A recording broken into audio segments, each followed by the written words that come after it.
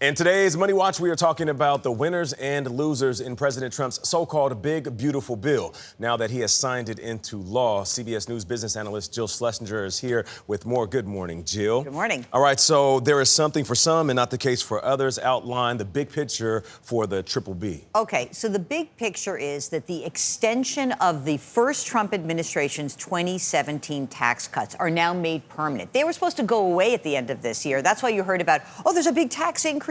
It was actually part of that first Trump tax cut. So those extensions are now made permanent. Now, in addition, there are some temporary benefits that are also included. To pay for a good portion of this bill, there are huge cuts to Medicaid, which is the nation's plan for health care for lower-income Americans, about 72 million of them, and also cuts to SNAP, that is food stamps. So there is a clear winner and loser in that if you pay taxes, a lot of your tax rates are going to be extended forward. But if you rely on the government, you could see big changes in your life. Used to be a TV show back in the day called The Biggest Loser, but now there seems to be a reality for some.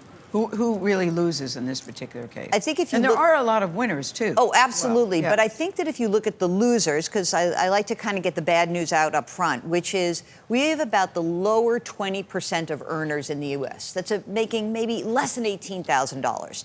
Now, these folks don't pay federal taxes in a big way, so having a tax cut doesn't help them, but they do rely on benefits. These folks are expected, according to the nonpartisan Penn-Wharton budget model, they are expected to lose 2.9% of their income, which amounts to about almost $900.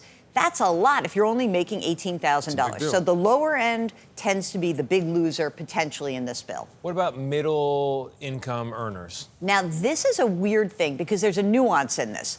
Overall, according to Penn budget model, there won't be a big change. But if you are somebody who relies on tips for income, you are happy. There is going to be a change. There won't be as much of a tax levied on tips if you rely on overtime. If you are a homeowner in a high-tax state like California, New York, New Jersey, those were states that had limitations on their state and local tax deduction. Those deductions are actually going to be expanded, but these are temporary in nature. So I want to be clear about that. If you're borrowing money to buy a car, you're going to have a temporary reprieve. You'll be able to write off some of the interest.